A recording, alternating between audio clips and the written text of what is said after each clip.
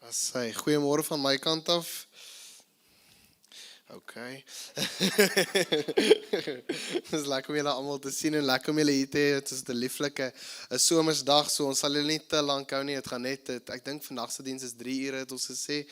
So is daarom een van die korter een is.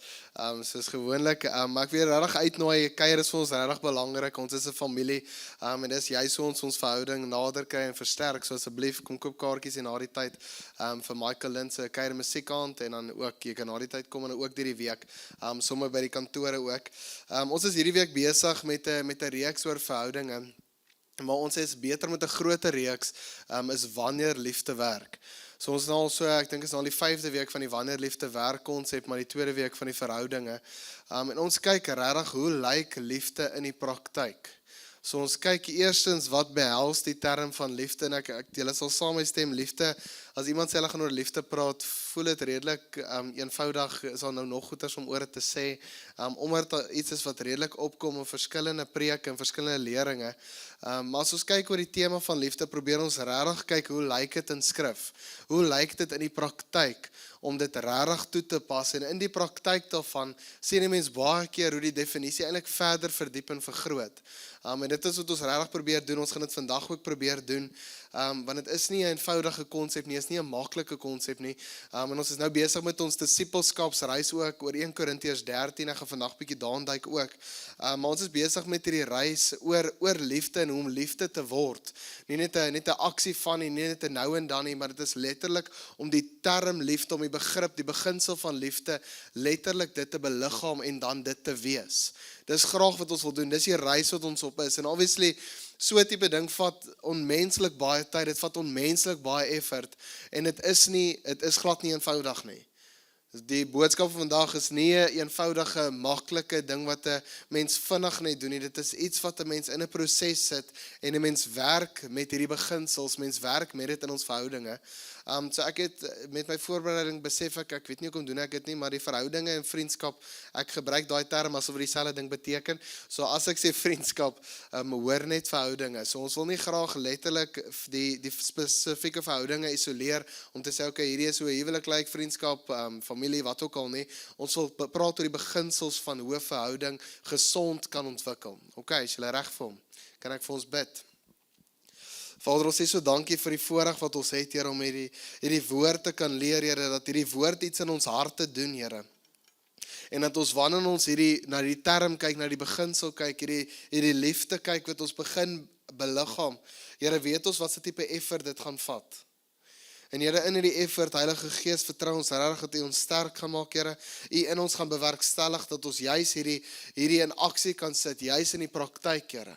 En dat dit nie 'n tweedehandse ding word nie net 'n nou en dan ding nie, Here, maar dat dit letterlik iets is wat ons harte so gryp dat dit in dit transformeer. Dat wanneer mense met ons te doen het, dan beleef hulle hierdie tipe liefde wat ons sien in U. Here, ons vertrou vir dit en ons bid vir die woord ook vandag, Here. Ons bid, Heilige Gees, dat U ons as gemeente help om te groei in ons ontwikkeling van hoe ons verhoudinge sien, Here, ons begrip van dit. Ons bid vir dit in Jesus naam en ons almal sê amen. So wanneer ons kyk na die woord liefde en verhoudinge, is dit belangrik vir ons dat ons nie 'n aardse definisie rondom dit koppel nie. As ons probeer 'n aardse definisie rondom dit koppel, dan gaan dit altyd, iewers gaan die definisie van dit stop, iewers gaan die diepte daarvan stop, en dan gaan ons besef, iewers clash hy ook. Maar dit is belangrik dat ons kyk vanuit die woord, hoe lyk hierdie begrip, hoe lyk hierdie beginsel, sodat wanneer ons hom implementeer, dat ons dit kan doen in die kwaliteit van wat ons beskryf is. En ons het laasweek toe gesels ons bietjie oor Efesiërs 5, Nagel het ons gehelp daarmee, sommer net verskoning maak vir hom ook, hy is op die oomblik in die Kaap, hy oefen vir die Sevens toernooi wat opkom, sorry, in elk geval, Nagel is bietjie in die Kaap, so ons gee hom 'n bietjie af naweek, maar ons is nou huidiglik besig met Efesiërs 5, wat hy vir ons half ingelei het, en as ons kyk na Efesiërs 5 vers 18 tot en met 21, leer ons iets baie interessant as dit kom by ons verhoudinge en wat die Gees se rol is in hierdie verhouding en hoe 'n geesvervulde lewe lyk binne in verhoudinge. So as ons kyk na vers 18, dan sê ons, en moenie deur wyn bedwelm raak nie. Daardeur ontstaan losbandigheid, inteendeel, word vervul deur die Gees, terwyl julle onder mekaar psalms, lofgesange en geestelike liedere laat opklink. Ja, van harte tot die Here sing en psalm sing. En God die Vader altyd oor alles in die naam van ons Here Jesus Christus te dank. Wees onderdanig aan mekaar uit ontzag vir Christus.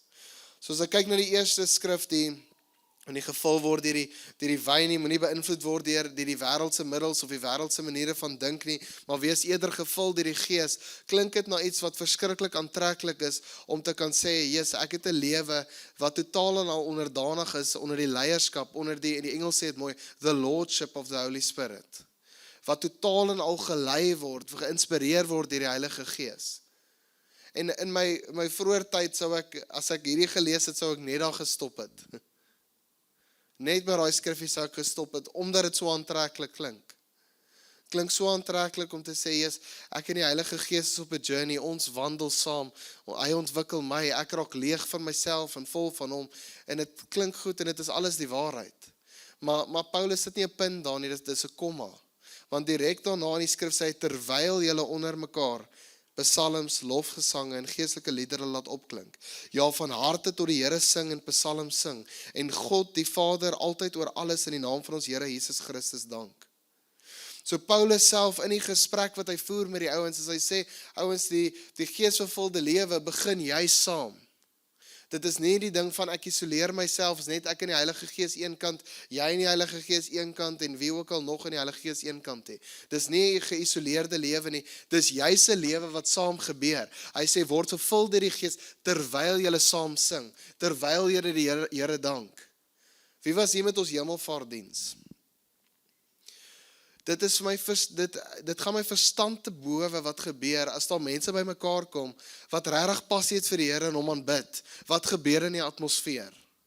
En ek kan nie dit verduidelik nie, dit is 'n misterie vir my. En ek sal ook nie 'n reël daarop sit nie, maar daar's iets wat gebeur in die atmosfeer, daar's iets wat gebeur in mense se lewens wanneer ons saam die Here aanskou.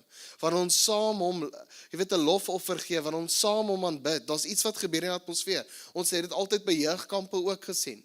As ons die jeug by die kerk by mekaar kry, dan is dit, okay, dis baie mooi. As hulle by 'n kamp by mekaar kom, goeie Vader, lewens wat transformeer, want is mense wat daar wil wees. En ons het dit donderdag aand weer gesien, hiervoor was daar ryk kinders wat letterlik hiervoor gesit het en saam aanbid het. En hulle het so mooi aanbid, so mooi saam gebid ook toe ons gebedsoomblik skep. En die een ouetjie begin toe huil. En ons bid toe saam met hom en alles, en na die diens, toe huil hy nog steeds. Vra ek vir hom, seun, is jy alright, is daar iets op jou hart wat pla? Toe sê hy, nee, hy weet nie hoekom hy huil nie. Daar's iets wat gebeur in ons lewens, wanneer ons saam ons mense God saam sien. Daar's 'n ontwikkeling wat gebeur, daar's 'n transformasie wat gebeur, en my aanname is dat ek dink ons sien dit in iemand anders, hoe hulle die Here aanvaar, en daar's iets in my wese wat dit ook soek. Daar's iets in my wese wat dit toe trek om te sê, ek soek daai geesvervulde lewe, saam met die gelowiges. En Paulus isoleer dit glad nie, hy sit dit saam in die gemeente. Hy sê in vers 21, wees onderdanig aan mekaar uit ontzag vir Christus. Dit is, ek is vervul met die Heilige Gees, terwyl ek saam met my mense aanbid, terwyl ek saam met die gemeente is, en dan is ek onderdanig aan die mense. Ek dien hulle met dit wat die Heilige Gees vir my reeds gegee het, die gawes wat hy vir my gegee het, dit wat hy binne in my bewerkstellig, is nie net vir my alleenlik nie, is nie net vir my die Heilige Gees se pad vorentoe nie. Dit is gemaak dat dit letterlik deur my moet gaan, dat ek die mense moet dien, sodat hulle dit in my kan sien, en dan neig hulle gees, dan soek hulle dit ook saam met my. Ek dien my medemens met dit, uit ontzag vir Christus, uit respek vir Christus, want ek weet wat hy reeds vir my gegee het. En daarom as hy iets vir my reeds gegee het, is dit juis gemaak dat dit nie by my stop nie. Dis juis gemaak dat dit dan deur my vloei. Dis vir ons 'n voorreg, 'n massiewe voorreg, om iets te kon ontvang van Christus. Massive. Dis massive om net alleenlik 'n skrif te kan verstaan in die konteks van wat die skrif bedoel is om te sê. Daar's geen sluier voor ons oë meer nie. Ons kan sien. En ons sien Christus nou in mekaar. Massief. En uit hierdie respek uit wat ons ontvang het van Christus, met die mense saam wie hy ons gesit het, moet ons dit oordra na ander mense toe. En binne in verhoudinge baie keer wat gebeur, is dat 'n verhouding alleenlik gebeur as ek oor die weg kom met iemand oor 'n spesifieke aktiwiteit of ons uit dieselfde humor sin, dan beskryf ek dit en ek beskou dit as 'n goeie gesonde verhouding. So ek het alleenlik verhouding met jou wanneer ek met jou oor die weg kom. Ek het alleenlik verhouding met jou wanneer ons dieselfde sport doen of wat ook al dit mag wees. Maar as dit alleenlik dit is, het ek my definisie van 'n verhouding verskriklik wêrelds gemaak. Want ons sien dit glad nie in die skrif nie, ons sien dit glad nie in Handelinge, dat hierdie lewe 'n lewe is wat geïsoleerd is nie. Ons teologie, dit wat ons glo, dit wat ons dink, kan nie in isolasie plaasvind nie, dit moet deur my spoel. Dis waarvoor dit gemaak is, dis hoe ons die aarde vul, dis hoe ons mense wys wie Christus is, dis hoe dit deur ons geskyn word. Maar nou het ek het dit reg gekry, en ons kultuur het dit reg gekry, en nie Afrikaner, ek bedoel, ons mensdom het dit reg gekry, om dit van so 'n aard te maak, dat ek mense het vir die kerk, ek het mense vir die werk, en ek het mense vir vriende. By hierdie mense, daar aanbid ek God, daar doen ek my werk, en daar doen ek aktiwiteite wat ek geniet. Ons het dit reg gekry om ons verhoudinge so te isoleer weg van mekaar af, van wat ons glo. Dat ons die begrip van gemeente wees bietjie gemis het. Want iemand iets 'n hele rukkie terug iets baie interessant gesê, dat as 'n mens kyk na die kerk en die ontwikkeling van die kerk en hoe die kerk gegroei het oor die jare, sien hulle dat jy dit redelik maklik kan verduidelik, asof jy 'n groot, kom ons sê nou hierdie ronde ding wat ek nou hier voor my het, ons sê dit is my hout sheet uit wat ek goeders uitsny, en ek het dan 'n template van iets wat ek uit wil sny, kom ons sê die bottel, so menende 'n sirkel dan, ek sit die bottel neer, ek trek 'n sirkeltjie rondom dit, ek sny dit dan uit, dan sit ek die bottel weg, ek vat dan die ding wat ek uitgesny het, sit dit dan neer, trek 'n sirkeltjie, sny dit uit, sit daai stukkie dan weg, vat daai wat ek nou net uitgesny het, sit dit dan nou weer neer. Teen die tyd wat ek by die einde kom, gaan die grootte van hierdie sirkel en die grootte van die wat ek uitgesny het, heeltemal verskillend wees. Want ek gebruik nie die oorspronklike template nie. En in kerklewe het ons dit reg gekry. Ons het dit reg gekry om 'n wêreldse definisie van verhouding te vat en dit te probeer inpas by wat ons glo. Maar as ons kyk, vanuit die skrifte uit leef, wat hierdie woorde beteken, die konsep van liefde, die konsep van verhouding beteken, dan gaan ek sien, dan volg ek die template. En dan gaan gemeente wees, dan gaan vriende wees, verhouding wees, maar huwelik gaan van iets heeltemal anders weerspieël, wat hy dit gaan uitprojekteer. Dit is iets baie mooi, baie diep. En dit is moeilik, want by die werksplek is dit maklik om, ek gaan nou net gesels met die een ou, want ons kan oor die ding gesels. Baie maklik. As ons nou genooi word vir 'n Sondagete by 'n familie, jy weet op wat se stoel jy gewoonlik gaan sit, want jy weet wie langs in jou gaan sit. Dan weet jy is bietjie ver van die hand, daai een oom wat vreemde grappies maak. Verstaan, ons selfs in dit is ons nie, daar's skeiding tussen die goed. En in my opinie dink ek regtig dis omdat ons die ewigheidsperspektief van ons verhoudinge verloor het. Menende dat ons alleenlik dink dat ons verhouding tydelik is. Dat ons dink, okay, ek het nou net 'n paar ure saam met hierdie mense, ek moet nou net 'n bietjie daar wees en dan is dit okay. Hoef nie veel te vleg nie, dis okay. Hoef nie veel te meng nie, hoef nie veel met hulle te praat nie, dis okay. By die werksplek, ons gaan net 'n rukkie saamwerk, ek's anyway hier vir 'n salaris, ek hoef nie te meng met die mense, dis julle okay. Met my vriende, dit kan maar bly by aktiwiteite, dit hoef nie te gaan na iets anders toe nie, dit hoef nie te gaan na my ontwikkeling, na my geestelike ondersteuning toe nie. Die gesprekke hoef nie daarna toe te gaan nie. Maar as ons 'n ewigheidsperspektief het en ons besef die belangrikheid, die prioriteit, wat skrif, wat God sit op verhoudinge, dan gaan ons prioriteit van die beginpunt, ons vertrekpunt gaan heeltemal anders te wees. En hopelik in dit, is ons energie vir dit ook heeltemal anders te. En as ons kyk na Hebreërs en Hebreërs 12 aan die einde, praat spesifiek van die tyd wat Jesus kom.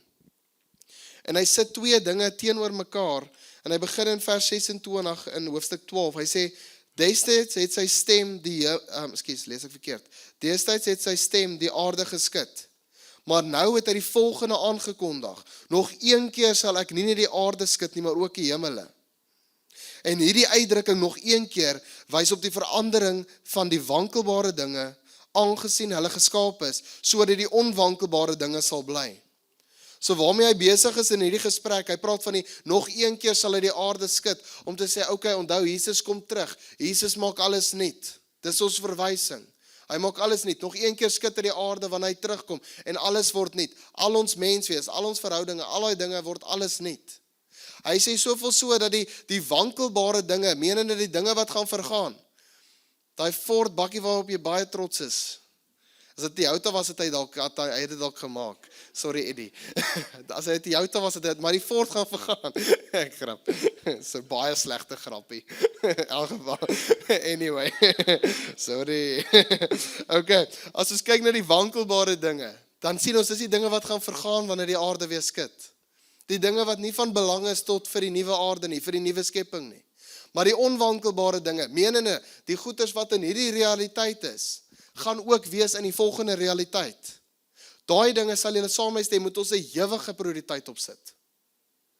Want hoekom sou Christus dit gesien het as so waardevol, dat dit moet deurtrek, vanaf die ou skepping deur na die nuwe skepping toe, vanaf die ou realiteit binne in die nuwe realiteit. So my lewe moet gefokus wees rondom die goeders wat onwankelbaar is in my omgewing. As dit gaan oor die wankelbare dinge, dan gaan dit altyd leeg bly.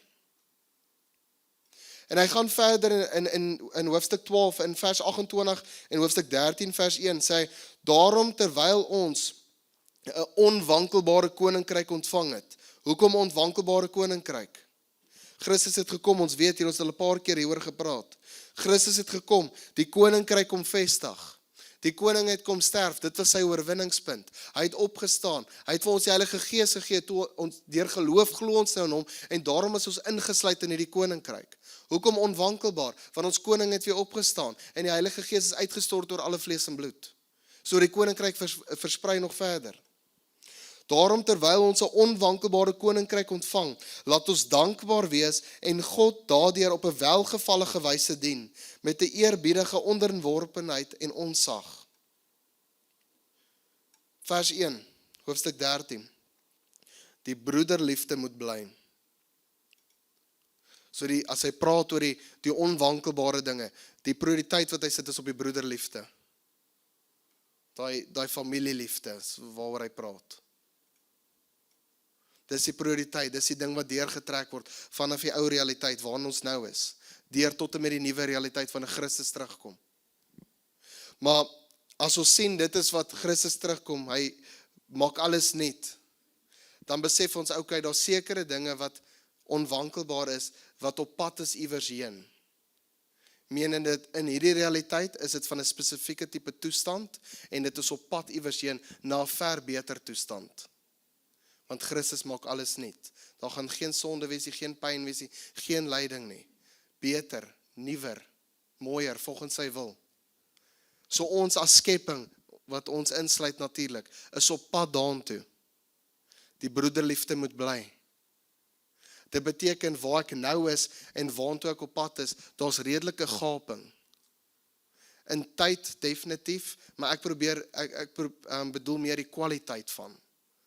Die kwaliteit van wat ek nou het, teenoor die kwaliteit van wat kom, is ver beter. Daai is ver beter, nie andersom gesê. Maar dit is ver beter. So dit beteken, my hele lewe is op pad iewers heen. Daar's 'n pad van ontwikkeling. As hy praat van die familietipe liefde, die broederliefde wat moet bly, dis op pad iewers heen. My verhouding is op pad iewers heen, waar dit nuwe skepping verteenwoordig. En hoekom sê ek praat hier nou van tyd nie, want ons kan nou al nuwe skepping verteenwoordig waar ons is. Dis hoekom ons die Heilige Gees ontvang het, sodat ons hierdie lewe wat kom, hierdie Christus lewe wat kom, die gesalfde koning wat terugkom, hierdie lewe nou al kan reflekteer, hierdie koninkryk van hemel op aarde nou al kan verder wys.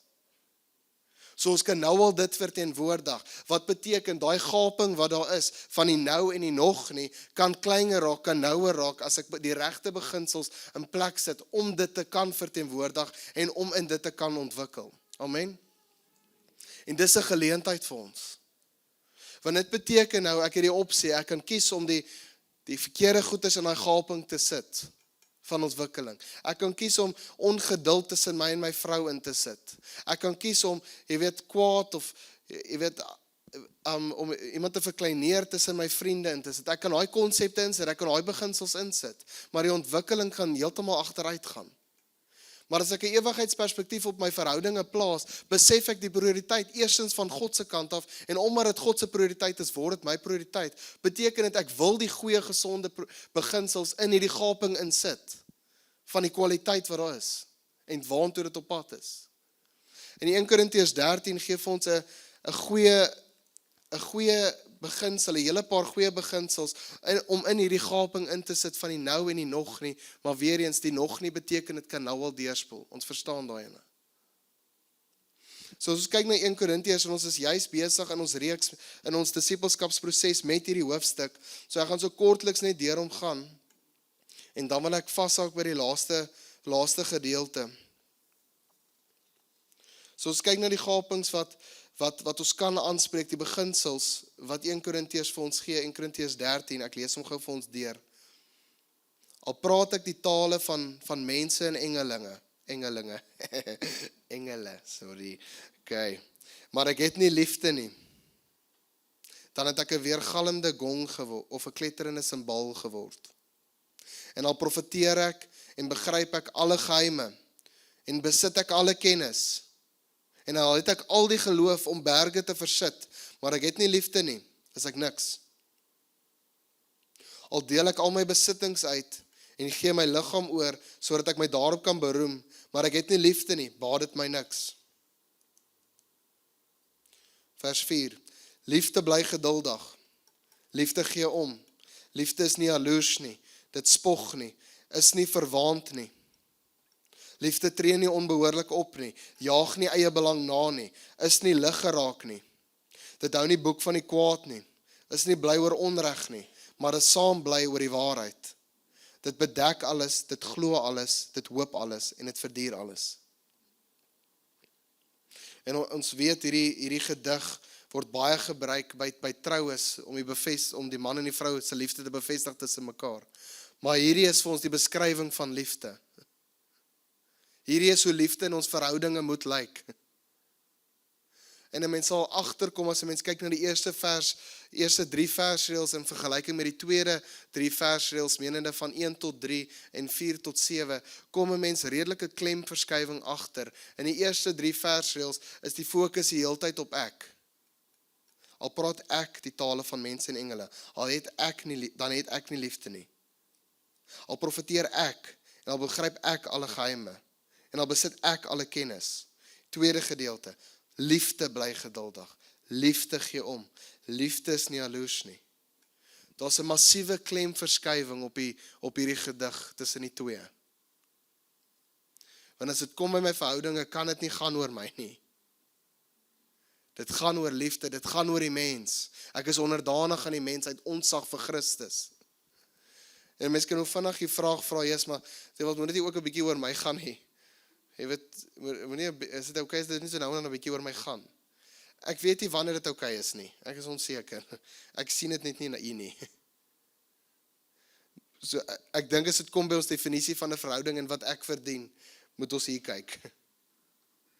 Want dit gebeur vinnig dat ons kyk wat ons verdien by ander leringe. En dan word dit 'n selfgesentreerde lewe. Dan jaag ek my eie belang na. Dan jaag ek 'n verhouding net as dit vir my iets goed beteken. Dan is ek in 'n vriendskap net omdat ons oor een ding oor die weg kom. En ek het nie 'n ewigheidsperspektief nie. En dit is baie interessant as 'n mens kyk na hierdie gedeelte wat op die bord is, van julle sal weet. Hierdie liefde bly geduldig, hierdie liefde gee om. Ons in ons Afrikaanse en Engelse Bybel sien dit as byvoeglike naamwoorde, menende dit is woorde wat iets beskryf. Menende dit lyk vir ons liefde word beskryf as geduldig, liefde word beskryf as iets wat omgee. Maar as ek dit as 'n byvoeglike naamwoord alleenlik sien, gaan ek altyd die definisie van liefde kan verdeel. Dat hierdie liefde bly geduldig, daai liefde gee om. Maar in die oorspronklike taal, die bly geduldig, die gee om, is werkwoorde in die Grieks. Menende as ons sê ons word liefde, ons beliggaam liefde, is die natuurlike uitspoel hierdie werkwoorde. Dis die vrug van hierdie liefde. Dat dit nie net beskrywend alleenlik is nie, dis 'n werkwoord, 'n doenwoord. Ek is dit, so ek doen dit. Ek moes nie dit gesê het nie. Dit het baie cooler geklink in my kop, ek beloof. Maar dit is so stunning as 'n mens kan kyk na die. En kan sien, onthou, hierdie is nie die afstanding nie. Hierdie is die uitnodiging. En die definisie van hierdie begrip, die definisie van hierdie werkwoorde, breek heeltemal oop vir my.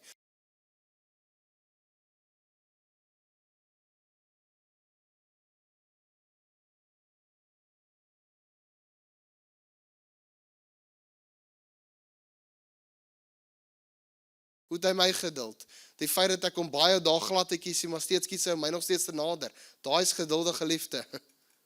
Daai is liefde wat duld. En omdat ek iets ontvang het, nou gee ek iets.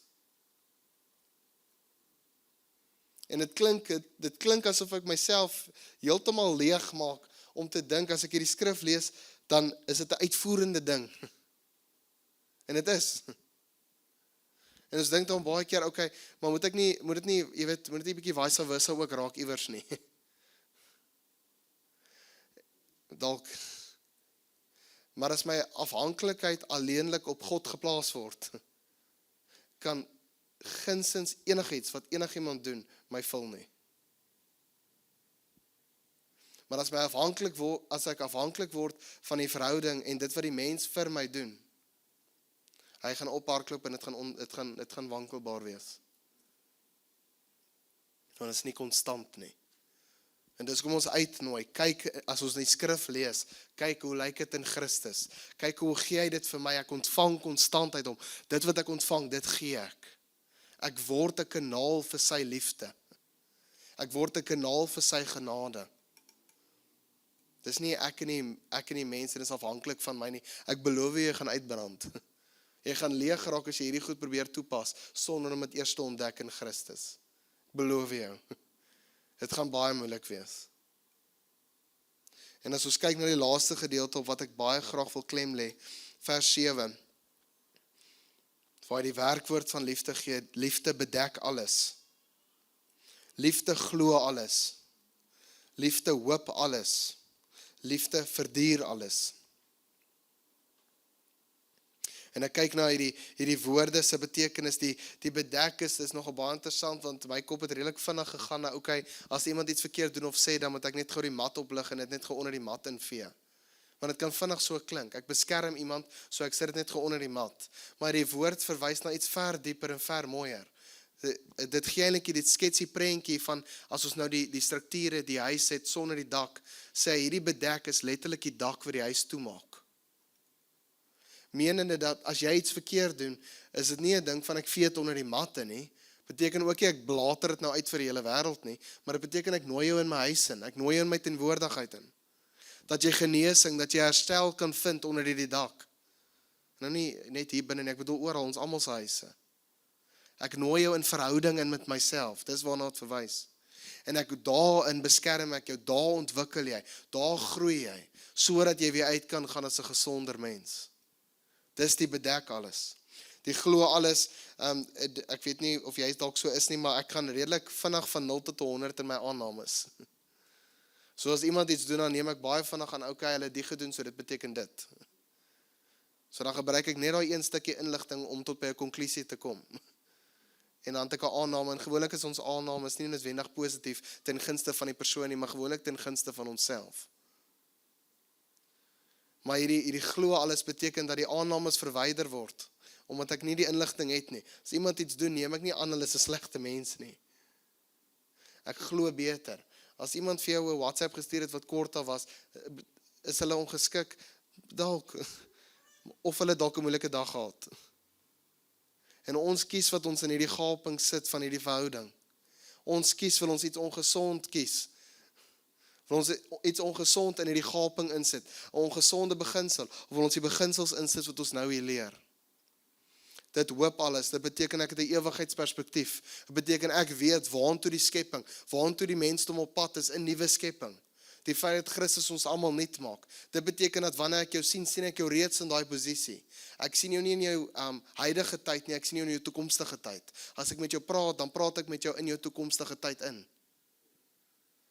as ek praat met die mense daar buite, die werkers wat ek sien, wat ook al dit mag wees, en hulle doen iets wat nie anders nie, dan sien ek hom as waar hy ontwikkel. Ek beloof jou leierskap gaan totaal en al verander as jy mense so begin engage. Dit is, ek kry die prentjie van waar jy staan op 'n berg en die mense is hier onder en hulle maak die foute. Nou, om nie die beste te hoop nie, is dit asof jy 'n tou wil afgooi en hulle net probeer optrek en hulle stamp en stoot in die klippe. Maar hierdie hoop alles beteken ek klim my bergie af en ek stap saam met die pad. Jou lewe, jou verhouding sal verander as jy mense begin sien in die toekomstige tyd. Verduur alles. Dit beteken ongeag wat mense rondom my doen, ek is steeds teenwoordig en steeds standvastig. Beteken nie ek onttrek nie. Want dit is baie maklik dat ons daartoe gaan na onttrekkings syndrome toe. Ons onttrek uit die verhouding uit as die ding nou nie meer aan is nie. Ons onttrek uit die vriendskap uit as die ou nou nie my verwagting ontmoet het nie. Maar wat sit ek in daai gaping? En as ons kyk na hoe Christus dit doen, as ons hom sien, dan ek wil 'n verhaal graag uitlig wat my verskriklik gebless het, want 'n mens sien al vier hierdie beginsels in die een verhaal van Jesus. En dis ons koning. Dis ons Jesus. Dat jy hierdie perfekte verhouding, hierdie perfekte voorbeeld van hoe 'n gesonde, ontwikkelende verhouding sien ons in Christus. En ons het die voorreg om dit te kan lees. En dit te kan verstaan en dit dan in te oefen. En ek lees 'n verhaal uit Johannes 21, waar Petrus en Jesus praat, vanaf vers 15. Hy sê, toe hulle klaar was met ontbyt, vra Jesus vir Simon Petrus, Simon, seun van Johannes, het jy my baie lief, meer as hulle? Hy sê vir hom, ja, Here, u weet dat ek u lief het. Hy sê vir hom, laat my lammers wei. Hy vra hom weer 'n tweede keer, Simon, seun van Johannes, het jy my baie lief? Hy sê vir hom, ja, Here, u weet dat ek u lief het. Hy sê vir hom, pas my skape op. Hy vra hom die derde keer, Simon, seun van Johannes, het jy my lief? Petrus het bedroef geword, omdat hy hom 'n derde keer gevra het jy my lief? En hy antwoord hom, Here, u weet alles. U weet dat ek u lief het. En dit is so mooi, want hier sê Jesus vir hom, laat my skape wei. Sien hierdie verhaal gebeur nadat Petrus vir Jesus verloon het 3 keer. Jesus kon net daar om net voor die manne vasgryp en sê, jy het gesê jy gaan my glo en kyk hoe verloon jy my net so maklik. Maar hy trek hom een kant en hy vra hom oor hierdie verhaal, hy vra hom, het jy my lief? Hy bedek hom, hy beskerm hom, maar hy bring hom tot by 'n plek van genesing. Vra hom nog steeds die moeilike vrae, want hy weet hy moet hom by genesing kry. Hy glo alles, menende hy vat glad nie sy verantwoordelikheid weg nie. Hy kon vir hom gesê het, okay, nou gaan hy nie meer die apostel wees wat die kerke begin het nie. Hy kon dit doen, maar eerder glo hy sy hart. Hy het geloof in hom.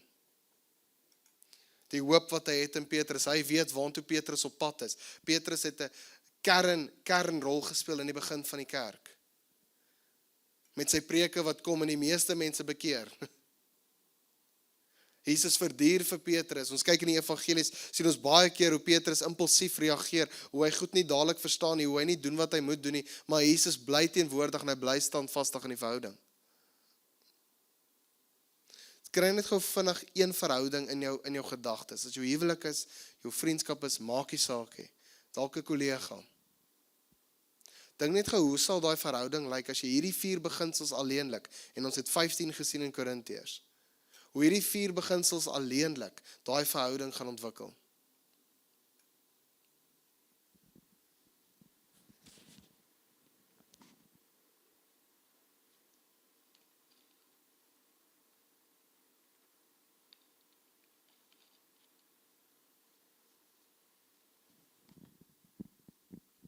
Dit beteken dat wanneer ek my liefde vir iemand hulle bedek, beteken dit dat as iets rondom my gebeur, blater ek dit nie uit nie. Maar eerder sien ek dit as 'n uitnodiging om hulle in te trek in hierdie verhouding, wat Christus klaar vir my gegee het. Dit verander my verantwoordelikheidsin heeltemal. Dit beteken as iemand daai WhatsApp stuur wat ongeduldig lyk, neem ek nie net aan nie. En dan engage ek hulle volgens my aanname nie. Dan is ek sommer terug geïrriteerd nie, glad nie. Ek glo hulle hart, ek glo hulle het 'n goeie hart. Daarom engage ek hulle uit daai plek uit. Wanneer ek werk met iemand in het sy dit 'n disippelskapsproses het, iemand by die werk wat ek moet oplei, dan sien ek al die prentjie van hoe hulle nuut word. En ek engage hulle op daai manier. En ek trek hulle na daai posisie van ontwikkeling toe. Wanneer ek verduur, beteken dit, wanneer ons by die familie kuier, of by vriende kuier, of by die werk, of wat ook al, en dan kom 'n paar mense by, wat ons nie regtig kan verdra nie, beteken dit ek staan steeds vas. Want onthou, my rol is om te weerspieël.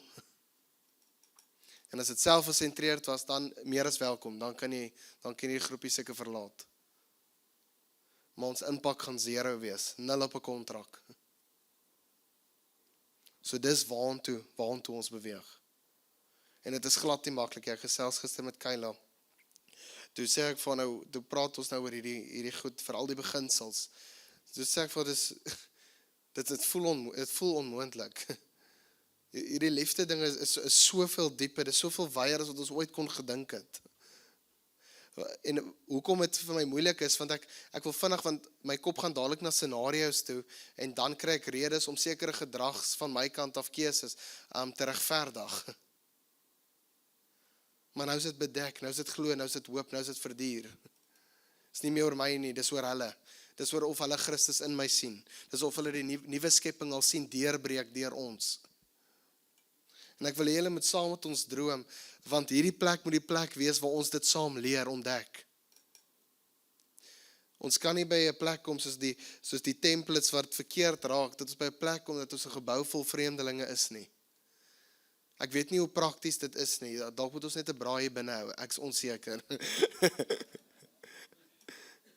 Maar dink net gewoon aan 'n gemeente, waar die 5de ry ouens die 10de ry ouens ken.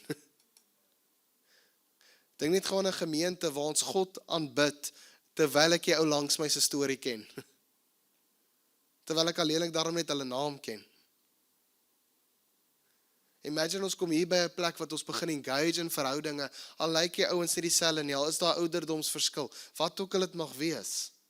Ek engage nog steeds, ek gaan praat nog steeds met jou.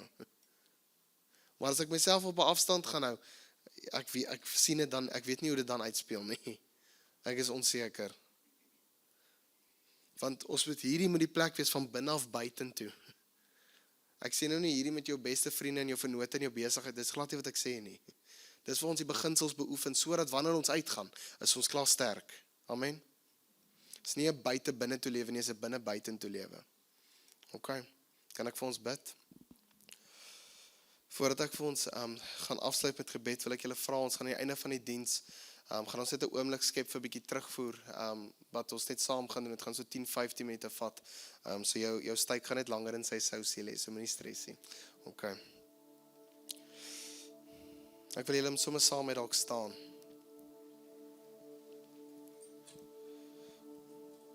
Dalk kan ons 'n oomblik maak wat ons net inhak by mekaar.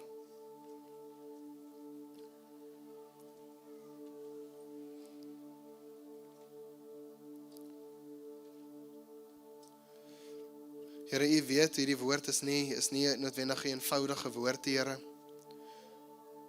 Here, maar dit is vir ons so groot voorreg dat ons al die beginsels net kan sien in U.